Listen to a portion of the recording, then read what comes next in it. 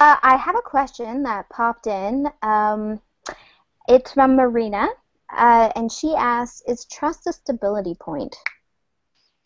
Well, so let's open this up a little bit. Marina is a facilitator with Access Consciousness, and one of the things we've been talking about is stability points. A stability point is what keeps you where you are. You've decided it keeps you stable. So a lot of the things that we've been talking about, people's points of view about sex, people's points of view about marriage, the idea of imprisoning yourself, that's where that's a stability point. It keeps us stable. Mourning, I have to mourn somebody, it keeps us stable. It keeps us enclosed, imprisoned in a point of view in this reality. So is trust, no, trust is ongoing, ever-changing, ever-moving. What's trust for me might be totally different than what's trust for you. This reality likes to tell you what trust is. So I would say it really depends on what you're buying into. Yeah. So, I've never thought of trust. Sorry, Tammy.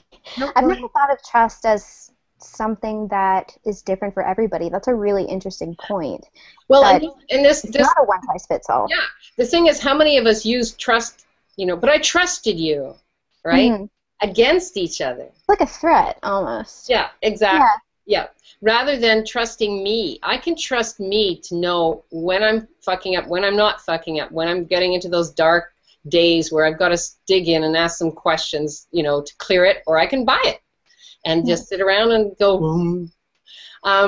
Yeah, I can. And the thing about trust is willingness to actually know what you know. So let's say somebody lies or steals. Well, you can be aware of that and trust that that's what they will do. Mm-hmm. So you don't have to hold it against them. You just say, oh, actually, does it work for you or it doesn't work for you? Yeah. Tammy, you had something on that. Yeah, I was just going to say, growing up, I was taught that trust is blind faith, right? Yeah. That version of trust would be a stability point or an automatic response system of the kind girl, right? If you're kind, you extend that trust to everyone. Yeah, exactly. Yeah, perfect. I love that. Thank you so much. Yeah. Any belief system, I trusted you, you broke my trust, or the family trust, right? We all trusted that you would choose the right thing. That feels really heavy, right? Yeah. Cool. And just to elaborate on stability point, I find it really interesting. I've never thought of stability as a bad thing, or not necessarily a bad thing, but I never saw this side of it. Stability, I guess, in this universe is seen as like a really good thing, and you're secure, but it is really grounding, isn't it? Well, it's not good or bad, right or wrong. It's just a point of view. We often say your point of view creates your reality. So if you have a point of view that you need something stable to hold on to, then you're not actually going to look beyond that and ask, what else is possible? Mm-hmm. And how many people like to create a relationship so it's stable, they can count on it, they can trust it, and it never changes. And they turn around 20 years later and go, what the hell? What happened? Who are you? Yeah, you want something that's always growing and changing. Yeah, Tammy, go ahead. As you're saying that, I'm like, wow, when you make it stable and the same, you don't have to be there. You actually don't have to show up in your own relationship. Show up. That's brilliant. You want to repeat that again, Tammy? That was brilliant.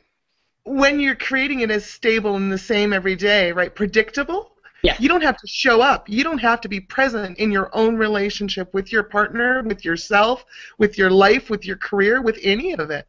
Yeah. Wow. Yeah. Sounds like autopilot, just putting your relationship on autopilot. That doesn't sound like fun. That's why I'll often ask when, people come in for sessions or I see marriage counseling, and I'll say, where are you in the relationship? Mm-hmm. Where are you? How many people actually leave the relationship and expect it to be on autopilot and then go off and wonder what the hell happened because they've stopped contributing energetically to the relationship growing and changing. Yeah. And receiving. Yeah. If you're not present, you can't receive a damn thing.